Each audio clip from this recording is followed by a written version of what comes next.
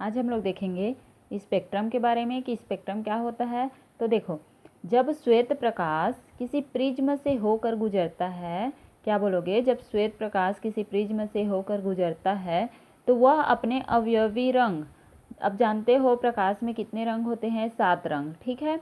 तो वह अपने अवयवी रंग में क्या हो जाते हैं, विभक्त हो जाता है और प्राप्त अवयवी रंगों के उसी समूह को, जो 7 रंगों का समूह हम लोग को प्राप्त होगा, उसी समूह को कहा जाता है स्पेक्ट्रम, ठीक है। तो क्या बोलोगे, जब श्वेत प्रकाश किसी प्रिज्म से होकर गुजरती है तो वह अपने अवयवी 7 रंगों में विभक्त हो जाती है और इसी 7 रंगों के समूह को स्पेक्ट्रम कहा जाता है, ठीक है।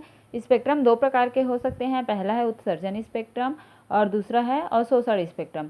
तो दोनों को एक एक करके देखते हैं। तो पहला देखते हैं हम लोग उत्सर्जन स्पेक्ट्रम के बारे में कि उत्सर्जन स्पेक्ट्रम क्या होता है। तो देखो, किसी पदार्थ के ऊर्जा के अवशोषण के बाद उत्सर्जित विकिरण का स्पेक्ट्रम उत्सर्जन स्पेक्ट्रम कहलाता है।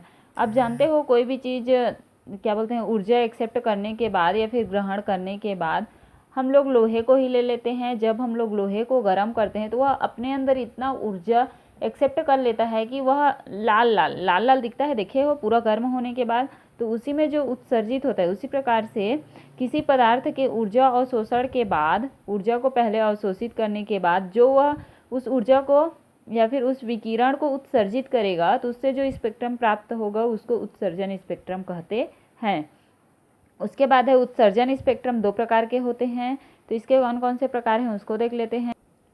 तो उत्सर्जन स्पेक्ट्रम का पहला प्रकार क्या है हमारा, सतत स्पेक्ट्रम। तो देखते हैं, जब किसी भी स्रोत को या फिर जब किसी भी प्रकाश को प्रिज्म या ग्रेटिंग से गुजारा जाता है तो वह विभिन्न तरंग दैर्घ्य वाली अलग अलग 7 रंगों के विकिरणों में विभाजित हो जाती है तथा 7 रंगों की पट्टियाँ प्राप्त होती है। लाइन से 7 रंगों की क्या होगी, पट्टियाँ प्राप्त होती है और इन्हीं पट्टियों से प्राप्त स्पेक्ट्रम को सतत स्पेक्ट्रम कहते हैं। सतत इसलिए बोला जाता है क्योंकि वह एक के बाद एक के बाद दूसरा, दूसरे के बाद तीसरा, तीसरे के बाद चौथा, ऐसे लाइन से रहता है, इसीलिए उसको बोला जाता है सतत स्पेक्ट्रम। दूसरा प्रकार है उत्सर्जन स्पेक्ट्रम का रेखीय स्पेक्ट्रम। तो देखो, जब स्पेक्ट्रम हमें पतले पतले रेखाओं के रूप में प्राप्त होता है, छोटी छोटी लाइन के रूप में जब क्या होगा, प्राप्त होगा, तो इस प्रकार के स्पेक्ट्रम को रेखीय स्पेक्ट्रम कहते हैं।